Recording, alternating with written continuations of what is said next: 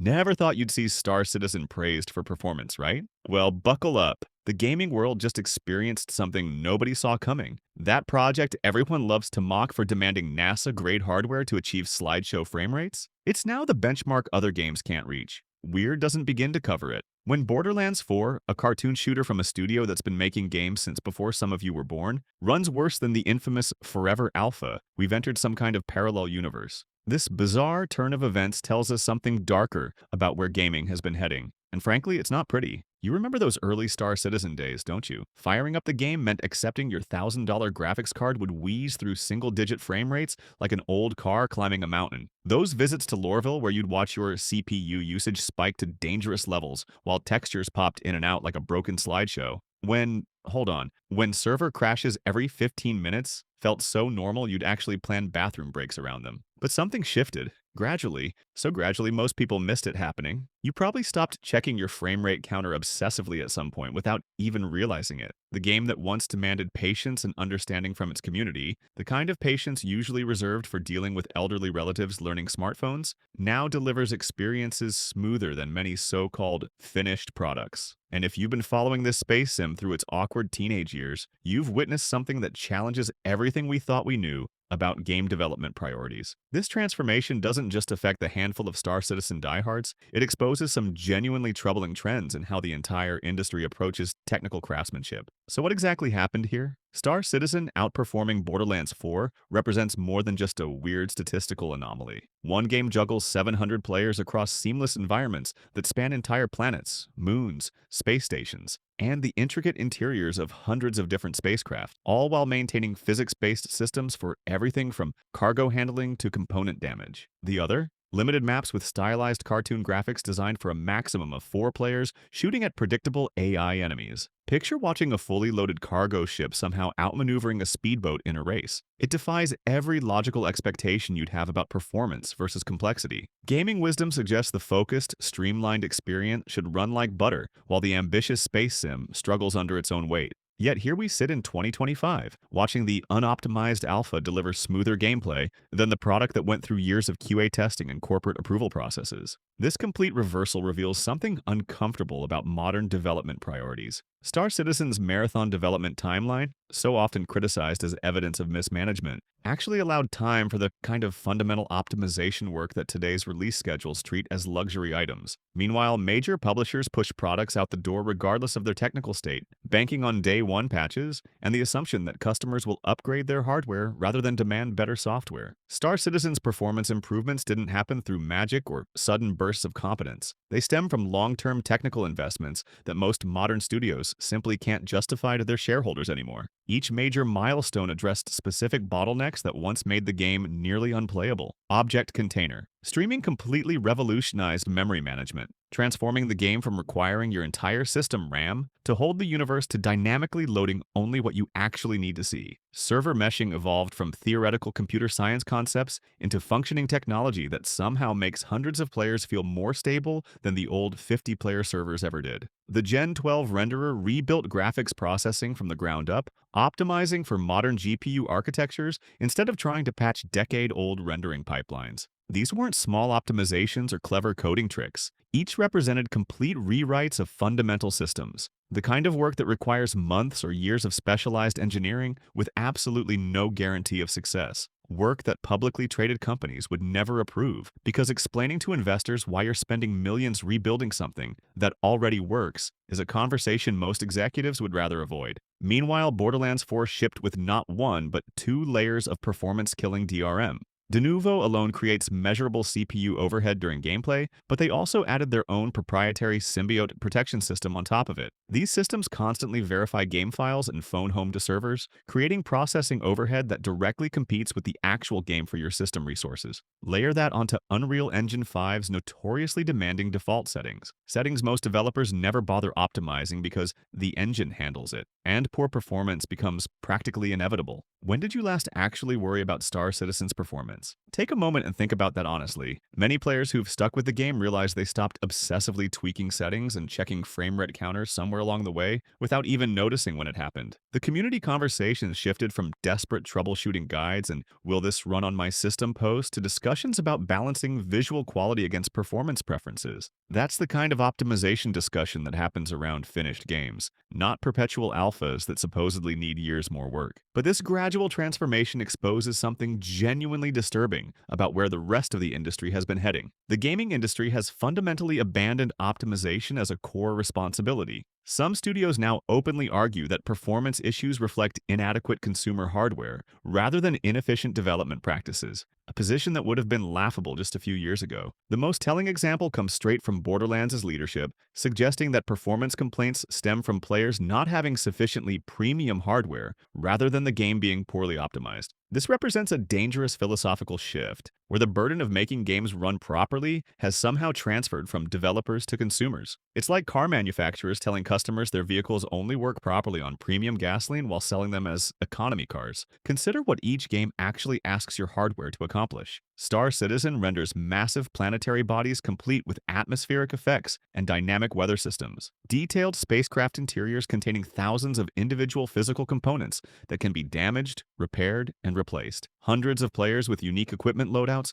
spread across distances measured in astronomical units. Persistent physics objects that remain exactly where you left them between gaming sessions, all while maintaining enough stability that most players don't think about technical limitations anymore. Compare that to games struggling with basic scene rendering in controlled environments. This performance gap can't be dismissed as engine limitations or legitimate hardware demands. It reveals fundamental problems with development priorities. When quarterly profit targets matter more than technical excellence, optimization becomes something you do if there's time left over, rather than a foundational requirement for shipping products. The most frustrating aspect? This approach often works financially. Games sell based on marketing campaigns and pre-release hype, long before performance realities become apparent to most consumers. By the time widespread performance complaints surface, initial sales targets have usually been met and the studio has moved on to their next project. Let's dig into specifics about why Star Citizen's performance improved while other games seem to be getting worse. These advances didn't happen through simple code tweaks or settings adjustments. They required fundamental architectural changes that most studios would consider too risky and expensive.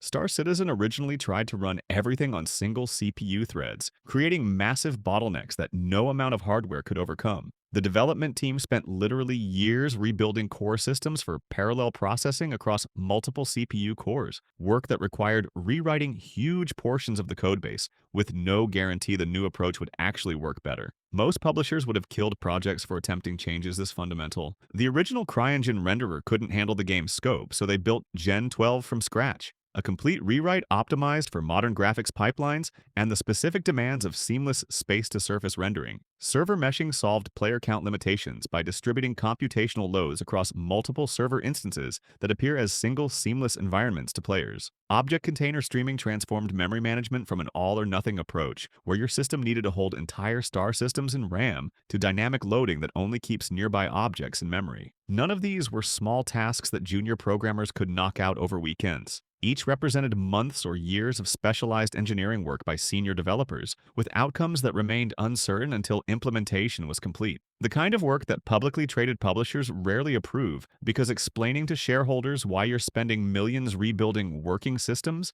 is a conversation most executives prefer to avoid entirely. Most remarkable? These improvements happened while Star Citizen remained in active development, constantly adding new features and content. They didn't wait for some mythical final optimization pass that most games promise but never deliver. They rebuilt fundamental systems as needed, something modern development schedules rarely permit due to time and budget constraints. Picture yourself joining one of those massive fleet battles that Star Citizen has become famous for. Dozens of capital ships exchanging fire across kilometers of space. Smaller fighters weaving between laser barrages like angry wasps. Boarding parties breaching hull sections while point defense turrets track incoming missiles. Engineers frantically repairing damaged systems as explosions light up the darkness around you. Now imagine all of this running at steady frame rates. No major drops even as torpedoes detonate against shields and debris fields expand around destroyed vessels. Your system handling the chaos without breaking a sweat while you coordinate with dozens of other players through voice chat that actually works reliably. That experience creates serious cognitive dissonance when you switch to supposedly finished games that stutter during simple quarter sequences. Watching friends complain about performance issues in single-player shooters while you're navigating complex multiplayer scenarios involving hundreds of players highlights something fundamentally broken in modern technical development priorities. The strangest part might be finding yourself defending Star Citizen's performance after years of making excuses for it. That mental shift from "it's an alpha, performance will improve eventually" to "why does this finished product run worse than Star Citizen?" represents a complete reversal that few people saw coming, even among the most optimistic backers. Star Citizen's unexpected performance advantages stem from development philosophies that most modern studios have abandoned in favor of faster, cheaper approaches. While other developers prioritize visual features that look good in marketing screenshots regardless of their performance impact, CIG built systems designed for sustainable performance at the scale they actually wanted to achieve. Consider their approach to planetary rendering. Instead of creating traditional game maps with invisible walls and loading screens, they developed procedural technology that generates terrain efficiently while maintaining visual quality across planet-sized environments. Rather than pre-rendering atmospheric effects that look pretty but consume massive resources, they built systems that calculate atmospheric scattering and weather effects dynamically with minimal computational overhead. Their networking architecture completely reimagines how multiplayer games function at a technical level. Instead of instancing small player groups into separate game worlds, the approach most MMOs still use because it's easier to implement. They created dynamic server meshing that distributes computational load across hardware clusters while maintaining the illusion of a single persistent universe. This approach allows hundreds of players to interact simultaneously without the performance degradation typically associated with high player counts. These architectural choices provide tangible advantages for players regardless of their hardware budgets. Mid-range systems now handle environments and scenarios that would bring them to their knees in other titles. Features scale intelligently based on available system resources rather than simply failing below arbitrary hardware thresholds that developers never bothered to optimize for. This approach offers valuable lessons for evaluating upcoming games before spending money on them. Does the developer prioritize sustainable performance across hardware generations, or are they optimizing for specific benchmark scenarios that look good in reviews? Are they building systems that scale gracefully, or adding visual features without considering their cumulative performance impact? The answers reveal much about what your actual gameplay experience will be like 6 months after launch. The performance reversal created fascinating shifts in how communities discuss Star Citizen versus other games. Groups that spent years being defensive about technical issues now confidently compare their favorite space sim to mainstream releases from major studios. Players who invested countless hours explaining that, yes, it will eventually run better to skeptical friends now have concrete evidence supporting their patience. What's particularly revealing is how technical discussions evolved within the community itself. Early forum conversations centered on workarounds, config file tweaks, and hardware recommendations just to make the game minimally playable. Today, those same forums focus on balancing visual quality against performance preferences, the kind of optimization discussions that happen around polished, finished games rather than perpetual alphas that supposedly need years more development time. This transformation extends far beyond Star Citizen's immediate community. Broader gaming forums have begun noticing the unexpected performance gulf between an unfinished space simulation and completed AAA titles from established studios. But can it run Star Citizen? Evolves from internet mockery to legitimate performance benchmarking, something fundamental has shifted in gaming expectations and industry standards. Most telling are the acknowledgments from technical analysis channels and hardware reviewers who previously criticized Star Citizen's optimization. Many now openly recognize the significant improvements, while questioning why finished products with much narrower technical scopes perform worse on identical hardware. This recognition represents a complete narrative reversal that extends beyond the game itself to broader questions about industry practices and development priorities. How should this surprising performance inversion influence your gaming decisions and hardware investments? First, completely recalibrate your performance expectations across the entire industry. If Star Citizen manages steady frame rates while rendering entire planets populated with hundreds of players, simpler games have absolutely no excuse for poor optimization, regardless of what their developers claim about engine limitations or hardware requirements. Second, prioritize studios that demonstrate genuine technical excellence over those that make impressive marketing promises. Development teams willing to rebuild fundamental systems for better long-term performance, rather than simply layering new visual features on top of existing problems, typically deliver more sustainable gaming experiences. Their products remain playable longer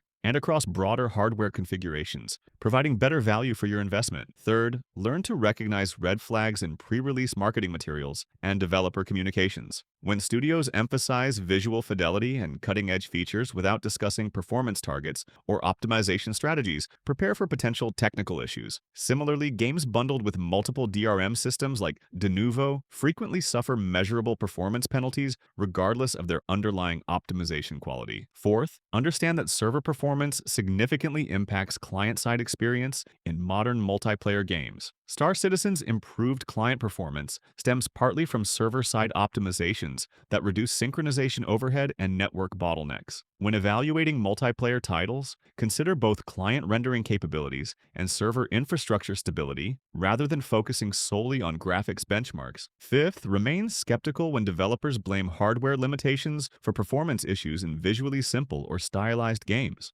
Complex photorealistic presentation can justify demanding hardware requirements. But when cartoon-styled games require top-tier systems to run smoothly, optimization problems almost certainly exist regardless of official explanations or community defenses. Star Citizen's performance journey remains far from complete, which makes its current advantages even more remarkable. Major optimizations remain scheduled for implementation before any theoretical final release. The upcoming Vulkan renderer promises significant performance improvements by reducing API overhead and better utilizing modern GPU architectures. Planetary technology updates will enhance visual quality while maintaining or improving frame rates through more efficient rendering techniques. Full Gen 12 renderer completion should provide additional performance boosts across all system configurations. Most importantly, these improvements continue happening while the game actively expands its feature set rather than simply maintaining existing functionality. This demonstrates that proper technical foundations allow simultaneous performance improvements and feature additions,